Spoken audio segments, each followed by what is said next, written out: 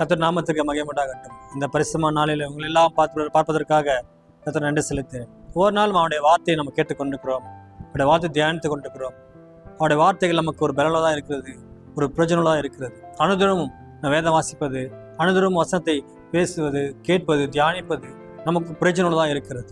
அன்றாட வாழ்க்கையில் நம்ம பார்த்து கொண்டிருக்கிறோம். பற்பல வேலை செய்து கொண்டே இருக்கிறோம். என்ன செய்வதென்றால் செய்து கொண்டே இருக்கிறோம். வேலைக்கு ஓடிக்கொண்டே இருக்கிறோம். ஆனால் ஆணுடைய பிள்ளைகளாக நாம் என்ன செய்து கொண்டிருக்கிறோம், நீ என்ன செய்ய போகிறோம், ஆனால் நமக்கு கொடுத்த அந்த கட்டளை என்ன, நம்ம கொடுத்திருக்கிற வேலை என்ன என்று எல்லாரும் அதை விட்டுவிட்டார்கள். ஆனால் இயேசு கிறிஸ்து கொடுத்த நம்முடைய வேலை, அவருடைய வேலை என்ன, நமக்காக கொடுக்கப்பட்ட வேலை என்ன, நம்ம இன்னைக்கு ஒரு வசனத்தை பார்க்கலாம். பரிசுத்த அப்போஸ்தலனாகிய பவுல் எழுதின 1 கொரிந்தியர் 9வது அதிகாரம் 16வது வசனத்தை பார்க்கிறோம். சுவிசேஷத்தை நான் பிரசங்கித்து வந்தும் மேன்மை பாட்ட எனக்கு இடமில்லை, அது என் மேல் விழுந்த கடமையா இருக்கிறது. சுவிசேஷத்தை நான் பிரசங்கியாதிருந்தால் எனக்கு ஐயோ என்று சொல்லி பார்க்கிறோம். சுவிசேஷத்தை அறிவிக்கிற ஒரு வேலை நமக்கு இருக்கிறது. இன்னைக்கு எல்லாரும் வேலை செய்து கொண்டே இருக்கிறார்கள். பெற்றோர்களுக்கு பிள்ளைகள் பெற்றோர்களை பார்ப்பது, பெற்றோர்கள் பிள்ளைகளை பார்ப்பது ஒரு கடமையா இருக்கிறது. வயது காலத்தில் பிள்ளைகள் பெற்றோர்களை பார்த்து கொள்ள வேண்டும், அல்லது சிறு பிள்ளையா இருக்கும்போது பெற்றோர்கள் பிள்ளைகளை பார்த்து கொள்ள வேண்டும், அல்லது நம்ம வேலை செய்து அவர்களுக்கு ஒரு நல்ல வாழ்க்கை கொடுக்க வேண்டும், நல்ல படிப்பு கொடுக்க வேண்டும், நல்ல ஒரு உத்தியோகத்தை கொடுக்க வேண்டும். இப்படியாக நம்ம இதன் மேலே இது என்னுடைய கடமை இப்படி நம்ம சொல்லிக்கொண்டே இருப்போம். நிறைய பேர் சோசியல் சர்வீஸ்லாம் செய்வார்கள். ஆனால் ஆண்டோடைய பிள்ளைகளுக்கு ஆண்டவர் கொடுத்திருக்க ஒரு வேலை, ஆண்டோடைய வார்த்தையை சுவிசேஷிப்பது. இயேசு கிறிஸ்து இந்த உலகத்தில் வந்து நமக்காக இறங்கி வந்தார்.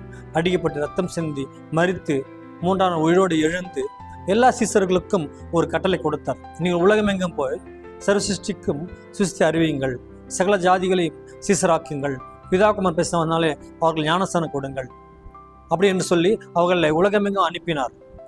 உலகமெங்கும் போய் ஆண்டவர் நாமத்தை பிரஸ்தாவப்படுத்தினார்கள், பிரசித்தம் பண்ணினார்கள். அவர்களுக்கு ஆண்டவர் அதிகாரம் கொடுத்தார்.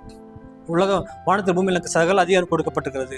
அப்படிப்பட்ட அதிகாரம் உங்களுக்கு நான் கொடுக்கிறேன், அப்படிப்பட்ட ஒரு அதிசயத்தை அற்புதம் உங்களுக்கு கொடுக்கிறேன் என்று சொல்லி அவர்கள் பேய்கள் துரத்தும்படியாகும், நோயப்பட்டவர்களை சுகம் கொடுக்கும்படியாகும், எல்லா விதமான சுகத்தை கொடுக்கிற பலனை எடுத்து சுகத்தை கொடுக்கிற அந்த ஒரு நாமத்தை, அப்படிப்பட்ட ஒரு வல்லமையை ஆண்டவர்களுக்கு கொடுத்தார்.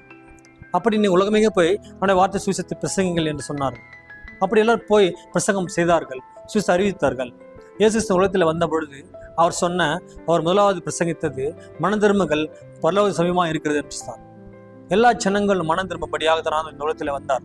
ஒரு கெட்ட போது அவர் சித்தமில்லை. ஏனெனில் பாவத்தில் முழுகாதபடி, பாவத்தில் அறிந்து போகாதபடி, நரகத்தில் போகாதபடி இந்த உலகத்தில் அவர் இறங்கி வந்து நம்முடைய பாவங்கள் அக்கறையெல்லாம் அவர் சிலுமையில் சுமந்தார். சுமந்துட்டு அவர் போகும்போது சொன்னார், நீங்கள் எல்லாம் போயிட்டு அவனுடைய வார்த்தைகளை சுவிசேஷத்தை அறிவியுங்கள். ஆண்டுடைய பரலோக ராஜ்யத்தை குறித்து மேன்மை குறித்து நம்ம எல்லாம் சொல்லபடியாக இருக்க வேண்டும், சுவிசேஷத்தை அறிவிக்கலாக இருக்க வேண்டும், வார்த்தை அறிவிக்கலாக இருக்க வேண்டும். அது நம்ம மேல் இருந்த ஒரு கடமையாக இருக்கிறது. அது நான் சொல்லாமல் போனால் அது எனக்கு ஐயோ என்று பவுலே சொன்னதை பார்க்கிறோம். நான் சுவிசேஷத்தை பிரசங்கித்துக் கொண்டிருக்கிறேன், ஊழியத்தை செய்து கொண்டிருக்கிறேன், வசனத்தை எல்லாரும் சொல்லிக் கொண்டிருக்கிறேன், அதனால எனக்கு அது பெருமையாக இருக்கிறது என்று நாம் சொல்வதற்காக அல்ல.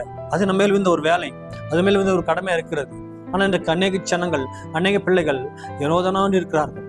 சபைக்கு போகல வருகிறார்கள், காணி கொடுக்கிறார்கள், வருகிறார்கள், வேதவாசிகள் ஜெபிக்கிறார்கள். ஆனால் அவனுடைய வார்த்தை குறித்த சுவிசேஷத்தை குறித்த அந்த மனபாரங்கள், அந்த ஏக்கங்கள் யாருக்கும் இல்லாதபடி இன்றைக்கு பிசாசன் எல்லாருடைய மனதை கூடாக்கி வைத்திருக்கிறான். எல்லாரும் சோம்பலாக வைத்திருக்கிறான். எல்லாரும் உற்சாகமாக எழும்பாதபடி, எல்லாரும் ஊக்கமாக ஜெபிக்காதபடி, வேதவாசிக்காதபடி, அவனுடைய வார்த்தை சுவிசேஷத்தை அறிவிக்காதபடி அவர்களுக்குள்ள தடை வந்து கொண்டே இருக்கிறது. அவர்கள் ஆசீர்வாதத்தை பெறாதபடி நிறைய தடைகள் வந்து கொண்டே இருக்கிறது. அப்படி நம்ம இல்லாதபடி அவர் சுவிசேஷம் பிரசங்கிகளாக இருக்க வேண்டும், வார்த்தைகள் எல்லாரும் சொல்லவர்களாக இருக்க வேண்டும், கூடுமான வரையிலே அவருடைய வார்த்தை சொல்லுகளாக இருக்க வேண்டும். சமயம் வாய்த்தாலும் வாய்க்காவிட்டாலும் அவர் திருவசத்தை ஜாக்கிரதை பிரசங்கம் பண்ணு என்று சொல்லி பார்க்கிறோம். சமயம் வாய்த்தாலும் வாய்க்கவிட்டால் எனக்கு இந்த சமயம் வாய்க்கவில்லை, எனக்கு இந்த டைம் பத்தவில்லை என்று நாம் சொல்லாதபடி நமக்கு நேரம் கிடைக்கும் போதெல்லாம் அவருடைய வார்த்தை எப்படி ஆகிலும் சோசியல் மீடியாக்கள் மூலமாக நாம் சொல்லலாம், அல்லது எங்கேயாவது பிரயாணப்படும் சொல்லலாம், அல்லது வேலை செய்கிற இடத்துல சொல்லலாம். எங்கே போனாலும் எங்கே சென்றாலும் அவருடைய வார்த்தைகளை சுவிசேஷத்தை பிரசங்கிகளாக நம்ம இருக்க வேண்டும். அது நம்ம மேல் இந்த ஒரு கடமையாக இருக்கிறது.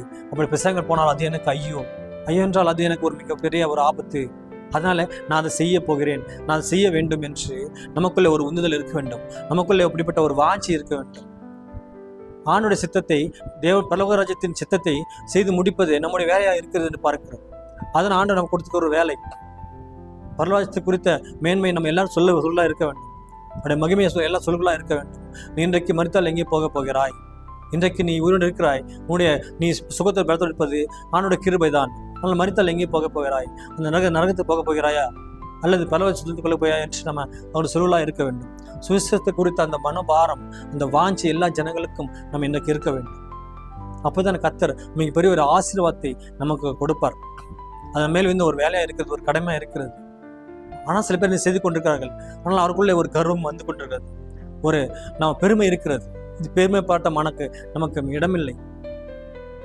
ஆண்டை ஏற்றுக்கொண்டவர்கள் எல்லாருமே அவருடைய வார்த்தைகளை சுவிசேஷத்தை பிரசங்கிக்க ஆண்டவர் உறுதிப்பட சொல்லி கொண்டிருக்கிறார்.